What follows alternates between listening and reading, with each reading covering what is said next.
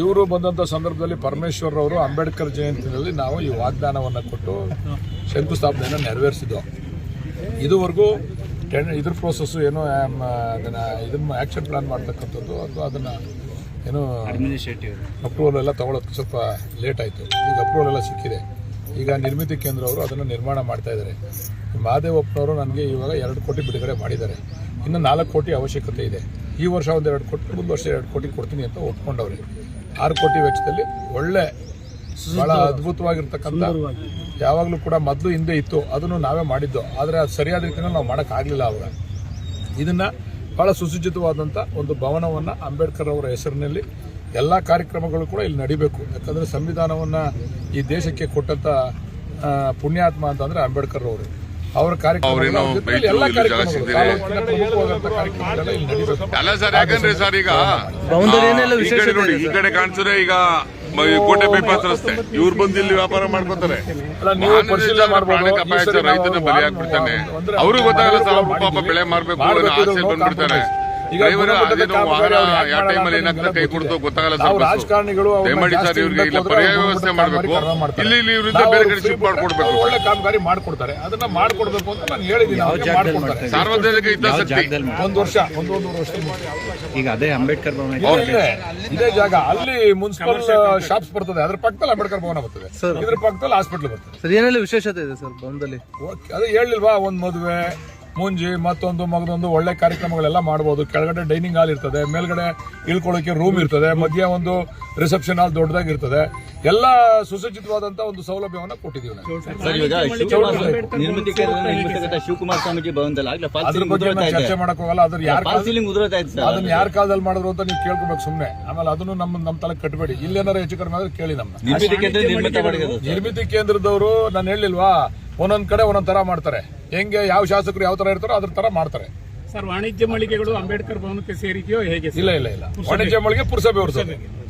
ಅಂಬೇಡ್ಕರ್ ಭವನ ಬಂದು ನಮ್ಮ social welfare department, ವಾಣಿಜ್ಯ ಮಳಿಗೆ ಬಂದು ಪುರಸಭೆ ಅವರಿಗೆ. ನಮ್ಗೆ ಆದಾಯನು ಬರ್ಬೇಕಲ್ಲ, ನಾವು ಮೇಂಟೈನ್ ಮಾಡ್ಬೇಕಲ್ಲ, ಆದಾಯನು ಬರ್ಬೇಕು ನಮ್ಗೆ. ಆ ದೃಷ್ಟಿಯಿಂದ ವಾಣಿಜ್ಯ ಮಳಿಗೆಗಳನ್ನ ಅಲ್ಲಿ ಕಟ್ಟಕ್ಕೆ ತೀರ್ಮಾನ ಮಾಡಿ. ಟೆಂಡರ್ ಆಗಿದೆ. ಜಯರಾಮಣ್ಣವ್ರು ಯಾವತ್ತು ನಮಗೆ ಮನ್ಸು ಮಾಡಿ ಪರ್ಮಿಷನ್ ಕೊಡಿಸ್ತಾರೋ ಅವ್ರು ಶುರು ಮಾಡ್ತೀವಿ. ಸರ್, ಈಗ ಬಾಬು ಜಗಜೀವರಾಮ್ ಸರ್ ಬಾಬು ಜಗಜೀವನ್ ಭವನ ಅವಾಗ ಸರ್ ಅದನ್ನು ಶುರು ಮಾಡ್ತೀವಿ. ಅದು ಅಂತಿಮ ಹಂತದಲ್ಲಿದೆ. ಅದನ್ನ ಜಾಗನೂ ಆಗ್ಲೇ ತೋರಿಸಿದೀವಿ, ಅಲ್ಲಿ ಪ್ರಾರಂಭ. ಇನ್ನೊಂದು ಸರ್, ಸಿದ್ದಲಿಂಗಯ್ಯನವರು, ಕೆಬಿ ಸಿದ್ದಯ್ಯನವರು ಮಹಾನ್ ವ್ಯಕ್ತಿಗಳಾಗಿದ್ರು. ನಮ್ಮ ಮಣ್ಣರೇ ಒಂದು ಇಡೀ ರಾಜ್ಯಕ್ಕೆ ನೋಟೆಡ್ ಆಗಿದ್ರು. ಅವರು ಒಂದು ಸರ್ ಸರ್ ಈಗ ಬಳ್ಳಾರಿಯಲ್ಲಿ ಫ್ಲೆಕ್ಸ್ ವಿಚಾರವಾಗಿ ಒಬ್ಬ ಕಾಂಗ್ರೆಸ್ ಕಾರ್ಯಕರ್ತ ಸಾವನ್ನಪ್ಪಿದ್ದಾನೆ. ಇದ್ರ ಬಗ್ಗೆ ಏನ್ ಹೇಳ್ತೀರಾ ಸರ್? ಮಾತಾಡೋಣ. ಈಗ ಸಿದ್ದಯ್ಯನವರು, ಸಾಲುಮರದ ತಿಮ್ಮಪ್ಪನವರು, ಇಂಥ ಮಹನೀಯರು ಜನ್ಮ ಕೊಟ್ಟಿರ್ತಕ್ಕಂಥ ಮಣ್ಣು ನಮ್ಮ ಮಾಗಡಿ. ಈಗ ಎಲ್ಲರ ಹೆಸರಿನಲ್ಲೂ ಕೂಡ ವಿಭಿನ್ನವಾದಂಥ ಕಾರ್ಯಕ್ರಮಗಳನ್ನ ಹಾಕೊಂಡು ಮಾಡೋಣ. ಈಗ ನಾನು ಇದನ್ನ ಏನು KSRTC ಡಿಪೋ ಮತ್ತು ಬಸ್ ಸ್ಟ್ಯಾಂಡನ್ನು ಏನು ಕುದೂರಿನಲ್ಲಿ ಮಾಡ್ತಾ ಇದ್ದೀನಲ್ಲ, ಅದಕ್ಕೆ ಸಾಲುಮರದ ತಿಮ್ಮಕ್ಕ ಅವರ ಹೆಸರನ್ನ ಅಲ್ಲಿ ಇಡಬೇಕು ಅಂತ ತೀರ್ಮಾನ ಮಾಡಿದ್ದೀವಿ. ಅದ್ರ ಜೊತೆಯಲ್ಲಿ ಅಲ್ಲಿ ಒಂದು ಸಾಲುಮರದ ತಿಮ್ಮಕ್ಕ ಅವರ ಸ್ಟ್ಯಾಚ್ಯೂನು ಕೂಡ ಆ ಒಂದು ಜಾಗದಲ್ಲಿ ಪ್ರತಿಷ್ಠಾಪನೆ ಮಾಡಬೇಕು ಅಂತ ಕೂಡ ತೀರ್ಮಾನ ಮಾಡಿದ್ದೀವಿ. ಹಾಗೆ ಇವರು ಸಿದ್ದಲಿಂಗಯ್ಯನವ್ರ ವಿಚಾರ ಹೇಳಿದ್ದಾರೆ, ಸಿದ್ದಯ್ಯನವ್ರ ವಿಚಾರ ಹೇಳಿದ್ದಾರೆ. ಅವ್ರದ್ದೆಲ್ಲರೂ ಕೂಡ ಗಮನ ಹರಿಸಿ ಯಾವ ರೀತಿ ಮಾಡಬೇಕು ಅಂತ ಎಲ್ಲರ ಹತ್ರನೂ ಸಮಾಲೋಚನೆ ಮಾಡಿ ಮಾಡ್ತೀವಿ. ಧ್ವನಿ ಎತ್ತುತ್ತೀರ ನೀವು? ಶಾಸಕರು ಹೇಳ್ತಾರೆ ಆಸ್ಪತ್ರೆ ಕಟ್ಟಕ್ಕೆ ಧ್ವನಿ ಎತ್ತುತ್ತೀರ ನೀವು? ನೋಡಿ, ಇವನ್ ಬೇರೆ ವಿಜಯ್ ಸಹಕಾರ ಕೊಡಿ. ಅಲ್ಲ, ಈಗ ಅವ್ರು ಹೇಳಿದ್ಕೆ ನಾವು ವಿಜಯ್ ನೀನ್ ಸಪರೇಟ್ ಕೇಳ್ಬೇಕು. ಸರ್, ಹುಲಿಕಲ್ಲಲ್ಲಿ ಸ್ಮಾರಕ ಮಾಡೋದಕ್ಕೆ ನೀವು ಒತ್ತಡ ಆಗ್ತಾ ಇದ್ದೀರಾ? ಹುಲಿಕಲ್ಲಲ್ಲಿ ಸಾಲುಮರ ಅವ್ರ ತಿಮ್ಮಕ್ಕ ಅವ್ರದ್ದು ಸ್ಮಾರಕ ಆಮೇಲೆ ಯಾಕೆಂದ್ರೆ ಅವ್ರ ಮಗ ಅವರು ಇದ್ರಲ್ಲಿ ಮಾಡ್ಬೇಕು ಅಂತ. ನೋಡ್ರಿ, ಸಾಲುಮರದ ತಿಮ್ಮಕ್ಕ ಈ ಪ್ರಪಂಚದ ಆಸ್ತಿ. ಅವ್ರು ಬರೀ ಮಾಗಡಿ ತಾಲೂಕಿನ ಆಸ್ತಿ ಅಲ್ಲ. ಅವ್ರು ಅಲ್ಲಿ ಮಾಡ್ಕೊಳ್ಳಿ, ನಾವು ಇಲ್ಲಿ ಮಾಡ್ಕೊಳ್ಳ ತಪ್ಪೇನು ಅಲ್ಲ. ಯಾಕಂದ್ರೆ ಇಲ್ಲೇ ಅವ್ರು ಸಾಲುಮರ ಹಾಕಿರೋದ್ರಿಂದ ಹೇಳಿಲ್ವಾ, ನಾವು ಮಾಡ್ಕೊಳ್ಳೋಣ, ನಾವು ಅಲ್ಲಿ ಮಾಡ್ಕೋತೀವಿ ಅಂತಂದ್ರೆ ನೀವು ಜಗಬ ಮಾಡ್ಕೋತೀವಿ ಬೇಡಕತ್ತದ. ನೀವು ಅಲ್ಲಿ ಮಾಡ್ಕೊಳ್ಳಿ ಬೇಕಾರೆ. ನಾವೇನ್ ಬೇಡ ಅನ್ನಲ್ಲ, ನಾವು ಮಾಡ್ತೀವಿ ಅಷ್ಟೇ. ನಮ್ಮದ್ ನಾವು ಮಾಡ್ತೀವಿ. ಅವ್ರು ಬೇರೆಯವ್ರಲ್ಲೆಲ್ಲ ಮಾಡ್ಕೋತೀವಿ ಅಂದಾಗ ನಾವು ಯಾರು ತಡೆಯಕ್ಕಾಗಲ್ಲ.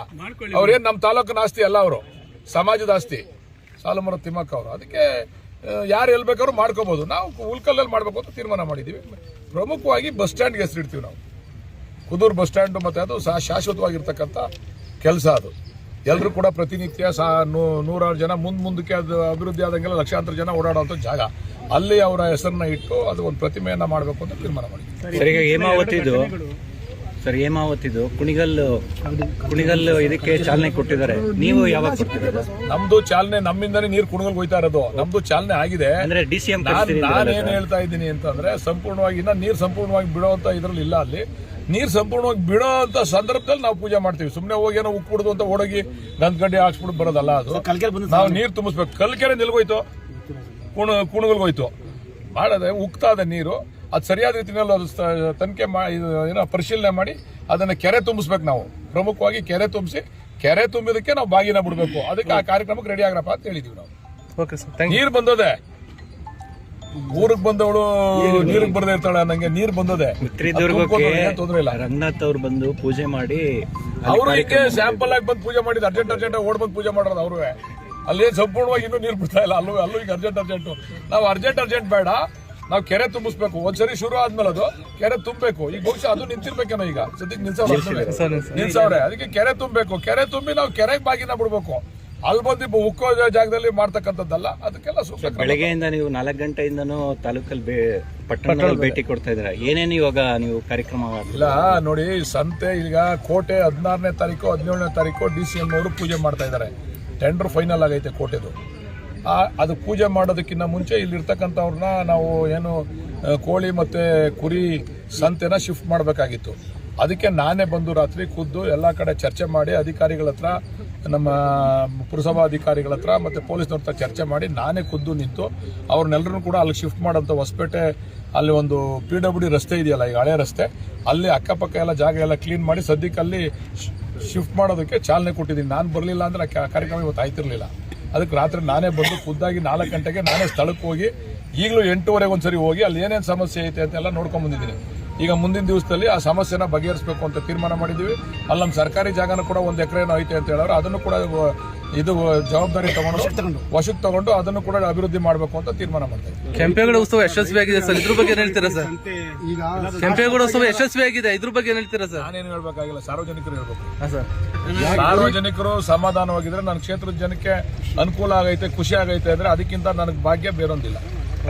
ಸರ್, ಈಗ ಸಂತೆ ಮೈದಾನಕ್ಕೆ ಶಾಶ್ವತವಾಗಿ ಏನು ಪರಿಹಾರ ಅಲ್ಲ, ಅದು ಶಾಶ್ವತವಾಗಿ ಎಲ್ಲರ ಪರಿಹಾರ ಕಂಡು ಅಲ್ಲಿ ಶಾಶ್ವತವಾಗಿ ಮಾಡ್ತಾ ಇರೋದು ನಾವು. ಈಗ ಎಲ್ಲಿ ಜಾಗ ಮಾಡ್ತಾ ಇದೀವಿ ಅಲ್ಲಿ ಅಕ್ವಿಷನ್ ಆರು ಮಾಡ್ತೀವಿ, ಎಷ್ಟು ಅವಶ್ಯಕತೆ ಐತೆ ಅಕ್ವಿಷನ್ ಆರು ಮಾಡ್ತೀವಿ.